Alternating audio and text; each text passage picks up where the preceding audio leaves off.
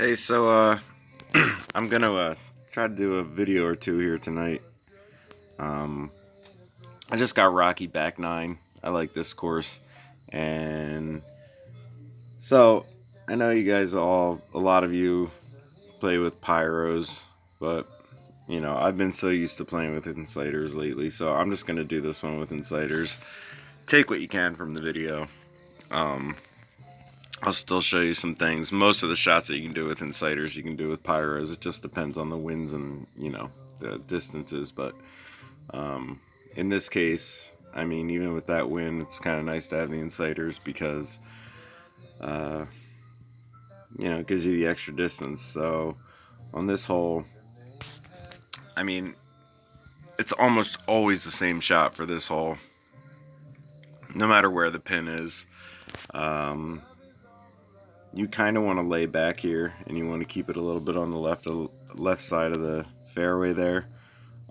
In this case, I'll probably do a power just to make sure that I get over there, doing maniacs. You do want to keep it pretty far left. When this hits, it's probably going to still bounce over to the right a little bit, even with that wind. But do account for the wind. It is going to blow it a bit, but we'll give it an extra boost. We'll give it a silver tee here. I don't think it needs a gold tee. And we'll give it a little extra for the wind. You do want to account for that wind. It's not going to push it as much with a driver, but it will push it over a little bit.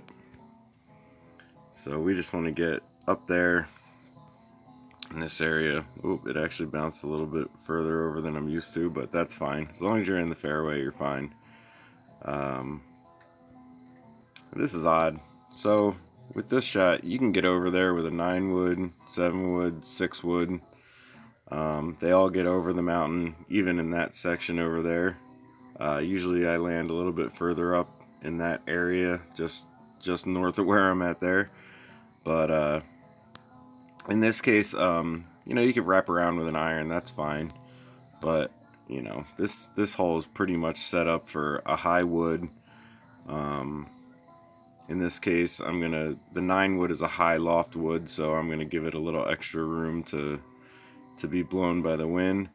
And crosswind, you're not really gonna, with a crosswind, you don't lose too much distance. It's a little in your face, so you'll lose a little bit, but any crosswind, you can pretty much hit it like a normal shot. But in this case, I'm going to do super backspin. I'm going to move over a little bit to give some room for the wind, and I think I'm going to kind of hit it full speed because there is a little bit of wind in your face. I might take a percentage off.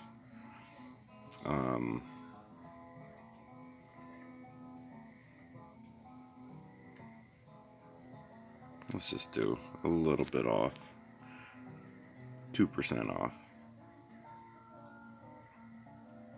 But with the super backspin, oh, almost. I like the super backspin on that hole. It bounces back nicely, and when it comes back up the hill, it's bouncing into the downslope, so it slows it down perfectly. But I'll take that for the first shot. So this next one is interesting. You have two options. You can either go way up in the top of the mitten dinosaur head thing there with a super roll ball.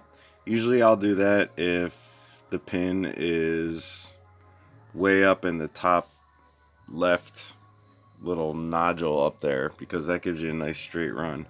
When the pin's down here in this little area, I like to go down here. Gives you a nice straight shot. Got some wind in our back.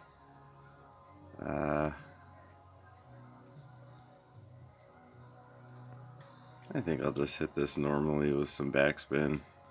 No biggie. Not too worried about where it gets, as long as it gets up there. And that'll be fine. You just want to get it up in this little section.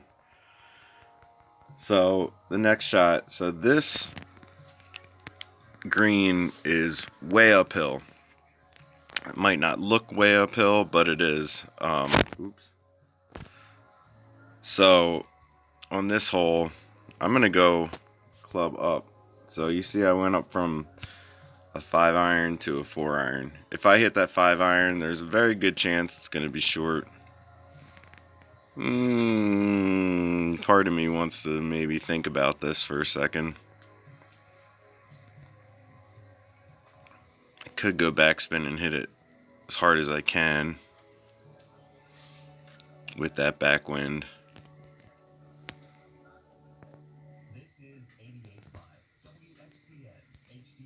I'm going to try it.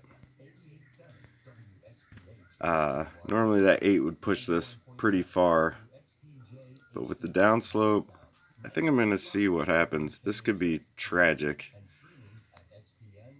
but I'm going to hit it as hard as I can. That was a terrible shot. Well, that worked pretty good though. Meant to hit that a little straighter, but worked out just fine.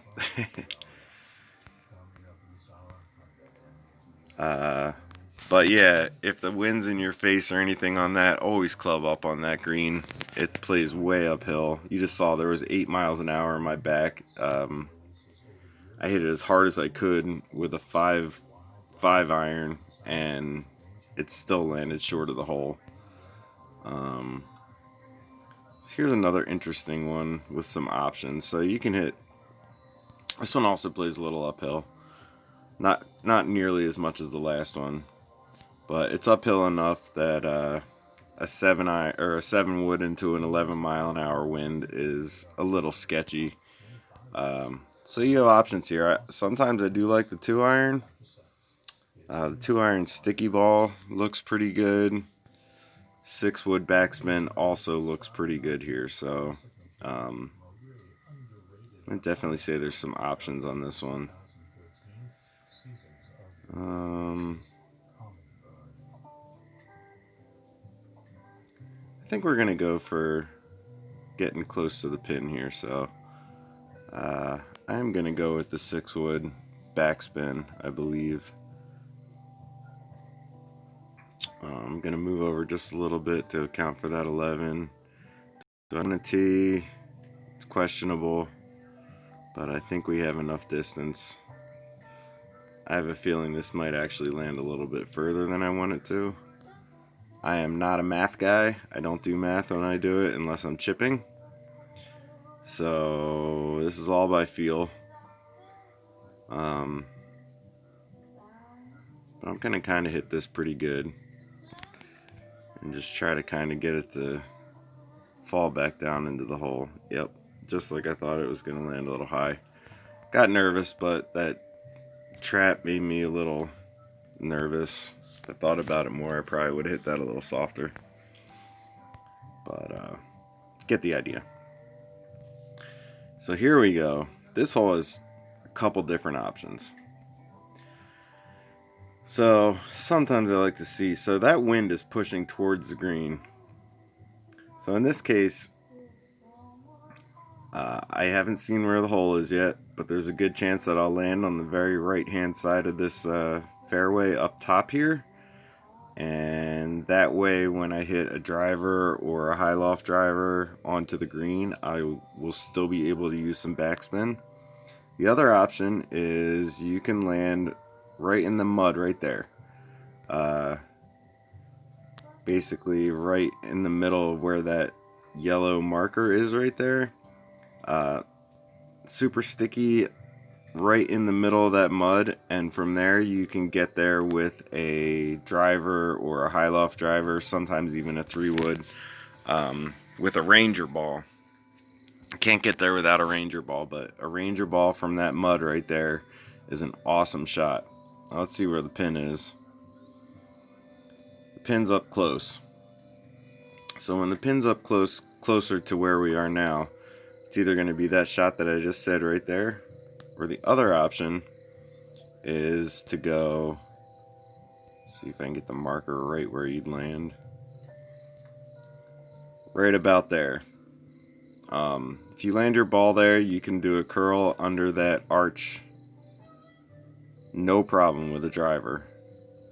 That arch right there goes right where that camera just went. If you land there, you can curl it right in there. with a little bit of a C3. Not a full C3, but depends on the wind, all that stuff. In this case, though, I kind of like this wind, so I'm going to go down here. And I've tended to have good luck with the 2-iron on this shot. Pretty much always hit a 2-iron here. I might take a touch off. See, I'm lining up just a touch left, but I want to get it as close to the edge there as I can. If I go too far, you're in trouble. If you go too far back, you're not making it. So really got to kind of dial this one in there. Take just a little off, and hopefully we can stick it right there. So we're right next to the edge there. That's perfect. It's exactly where I wanted to be. And you see it's giving me a 3-wood, which gives me plenty of club here to get here.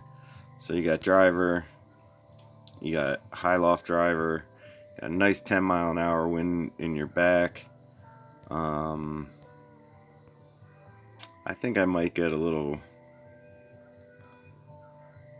This is a good enough spot where I feel pretty confident getting a little aggressive with this, so I'm actually going to do super backspin, which seems a little crazy, but I have a feeling it might work out. If not, I'm in the water.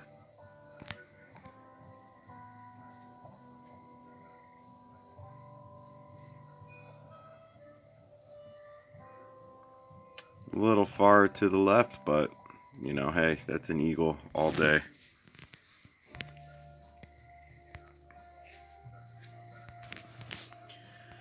So this next one, believe it or not, there are 2 options. I think anyone who's seen anyone play this hole has always seen them go under the arch. From here,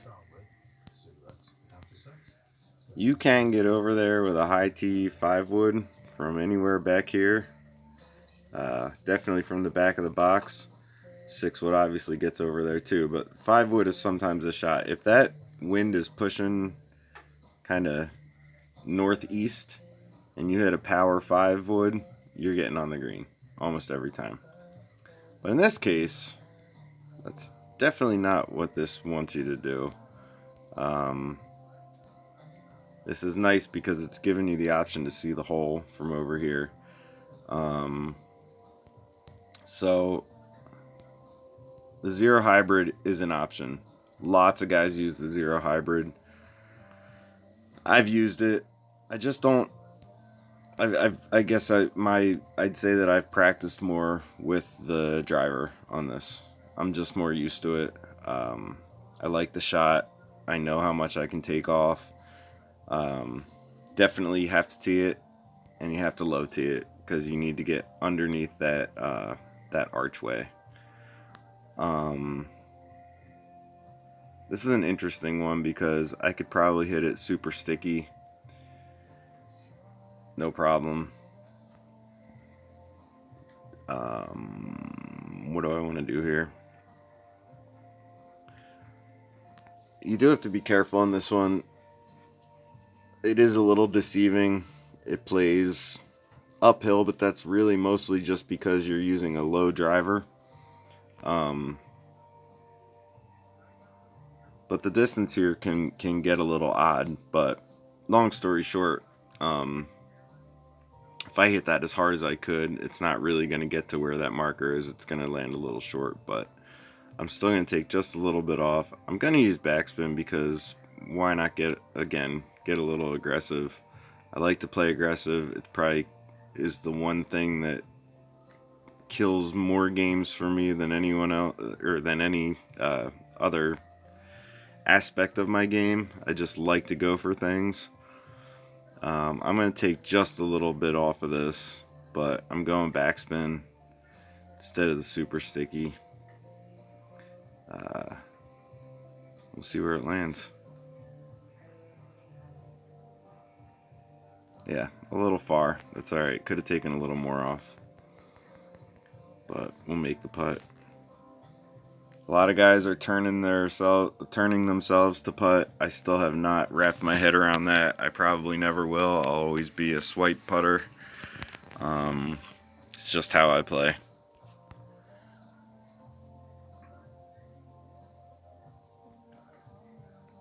So again, I'm very much a feel player, more so than a lot of guys.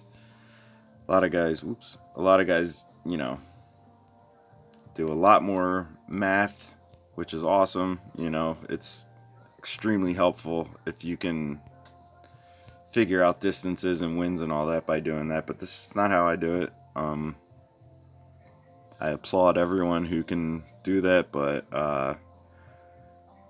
I really just go by what I'm looking at, try to judge it that way, and just from repetition and playing a lot, you know, gotten fairly good at it.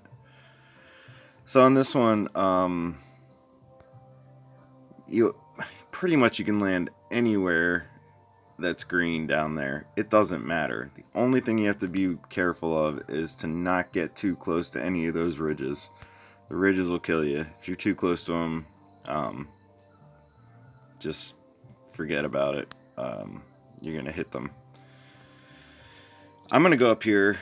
I'm gonna try to kind of play the wind a little bit, and I'm gonna hit a wind cutter so that it rolls a little bit further instead of hitting something like a grabber or whatever, because I want to try to get up here as far as I can. I want my next shot to be kind of a straight shot in, and my next shot most likely will be another wind cutter.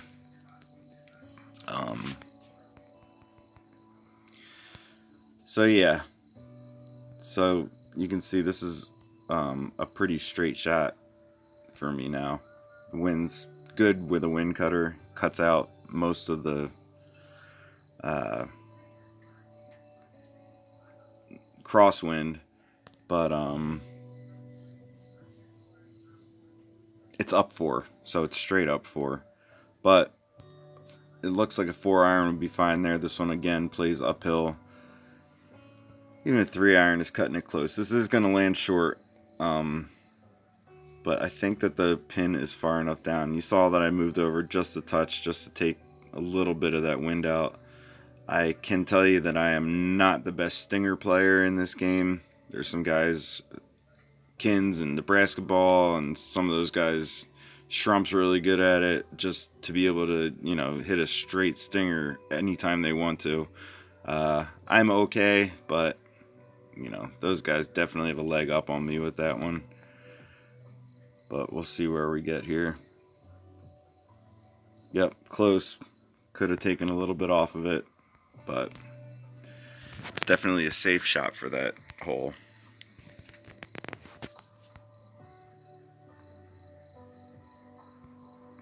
So this one you have 2 options. From the expert tee boxes anyway.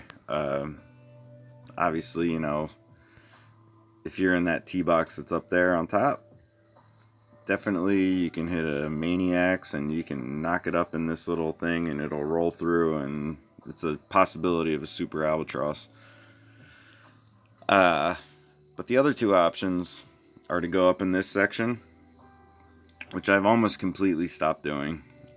If the wind's maybe pushing towards the hole and the hole is way over there on the left, that's not a bad shot. And the hole is over there. But with that 10 miles an hour from that spot is going to be in my face, I'm not feeling it. The other option up here is just to get it up kind of as far as you can forward of where that little yellow marker is. Again, not perfect wind for this either, but if I high tee and hit a power ball here, Maniacs, stupid things in my way, I think we can get it close enough to at least be in the ball game here. So let's see what happens. Second shot could be weird if it doesn't go far enough, because the 7-wood doesn't like getting over part of this mountain. However, I think the wind is going to benefit us here.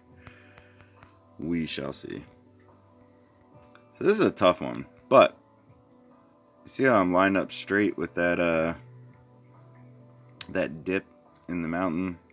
That's perfect. If the pin were to be over there, it wouldn't be so perfect. 7-wood, not so good. With pyros, I think a 6 wood can get over. Don't quote me on that. If it can, it's going to get over only in that super low dip. 7 wood can get over a little bit more. I'm sure a Pyro 7 wood can get over no problem. This one plays short because that green is actually elevated from where we're standing. It's way up.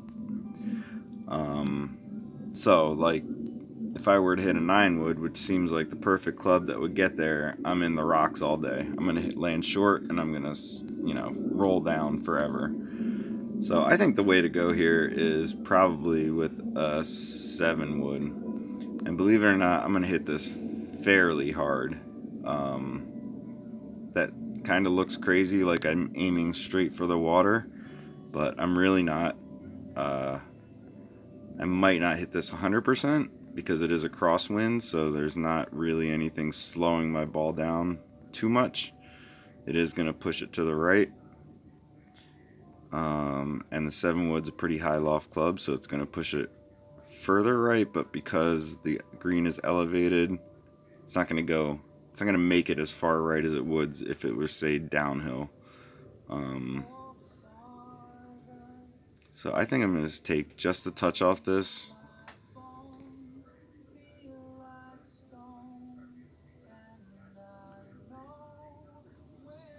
Yeah, could have taken a little more off, but still, you saw compared to where that was saying that the ball would go if it was a flat situation, it definitely landed shorter. I do like the wind cutter on that shot sometimes. If the pin's further down, just kind of roll it down the hill. So here's an interesting one. This one, the wind gets crazy, especially with these high loft woods. The problem is the down 8 green. So, you don't want to hit a wind cutter. You don't want to hit a naked ball. You need some kind of spin. You need either a sniper or a super backspin ball orbit. And that wind, man, it wants you to go off that other edge there. So this one we're going to have to really dial in and be careful.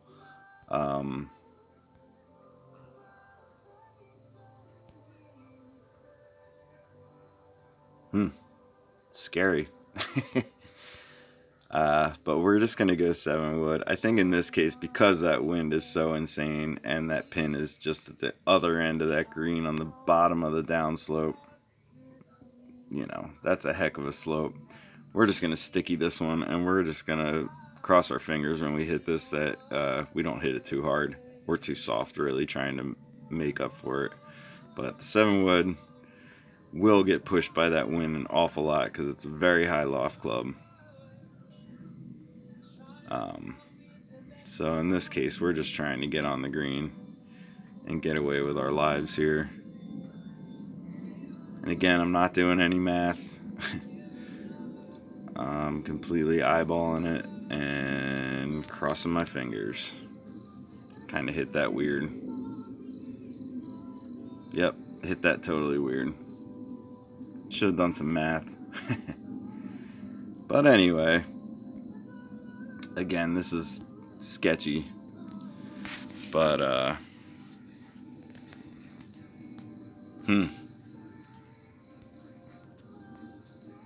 I hate the flop wedge, but I'm going to hit it right now because I like that it's not putting me off the edge, and that 13 is kind of sketchy.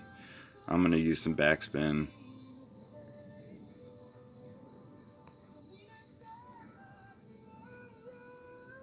And I'm just going to be happy to be on there.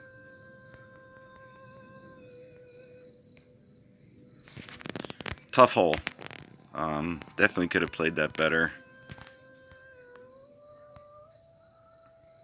If I wasn't talking so much, might have made it. Who knows? This one can get weird. So, this green just goes straight down into the water to the left. So you really have to be careful that you're not just flying in there with no regard and getting stuck in the water. Also plays a little short, so your ball's going to land a little short in most cases than you expect it to, especially with any wind in your face at all. It's not really in your face, it's a crosswind, so it's not going to affect it as much. This is a little bit of a strange shot. Mountain isn't as in play as it really feels like it might be. You can get past most of that mountain even with a driver. You do have to get it around, but like a 3-wood from, say, there, well, maybe a little bit further right, maybe from like there, 3-wood's gonna get over that. However,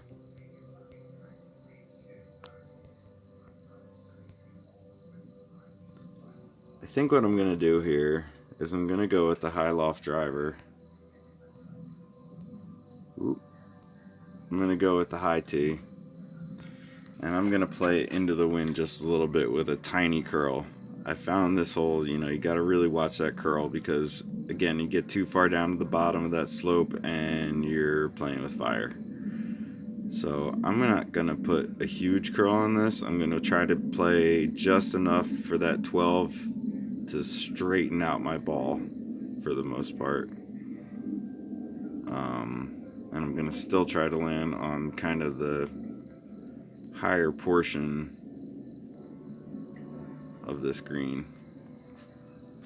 So a tiny curl, hopefully it'll straighten it out.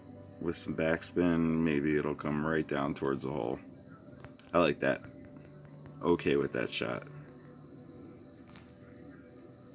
And there's a putt. So, little hiccup on 17, but you saw where I was going with that. 13 mile an hour behind my back.